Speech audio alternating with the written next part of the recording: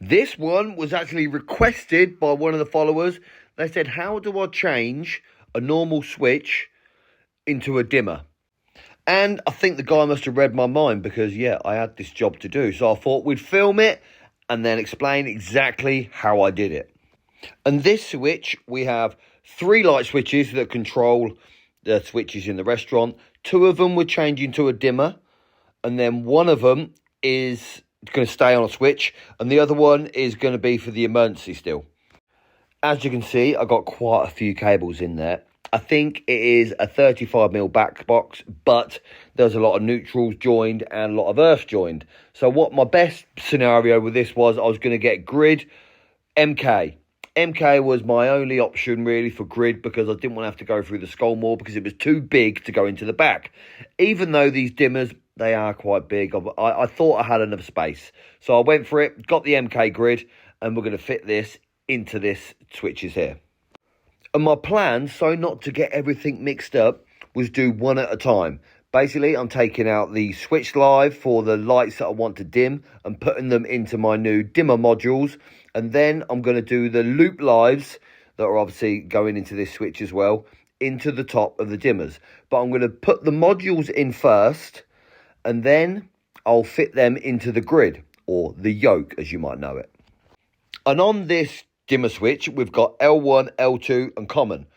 I'd always like to keep the live coming in into common because that's your common supply, and then L1 and L2. L2 will be for 2-way switching, but this one is just a 1-way switch. So I don't think it matters which way you put them in there, but it's nice to put them in common into common and L1 into L1.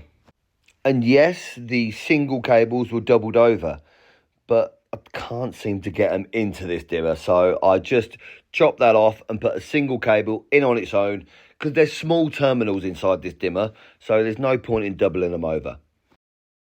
So then once I've got them all connected, just in the modules, exactly where I want them to go, I've got to try and make some space. And the dimmers are going in this end, so I'm going to try and shove all the cables with the connectors on, like the earth and the neutral, into one end where it's not going to be pushed back and cause me a problem later on. So after I've made the space where I think, yeah, they're going to fit in nicely, I've got to put this yoke on. So this is the yoke that basically holds all the modules in place. And then you get your front plate on later on, which is nice and simple. But you can feed this through at an angle. It was a bit tricky with these dimmers. I thought, oh my God, if I faffed up here, I've got to take these back off. But you can get them through at a sideways and just shove them all through for the cables are hanging out, get the yoke on, and then fit them in place.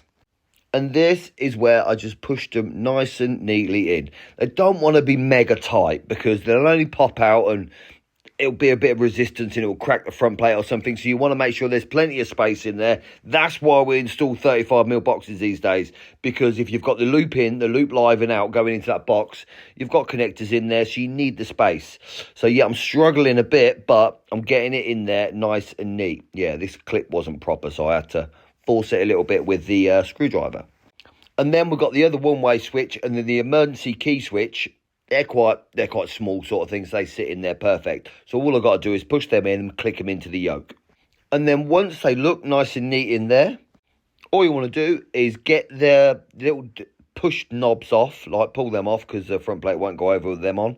And then put the front plate on nice and neat. That's it. My head torch went flat.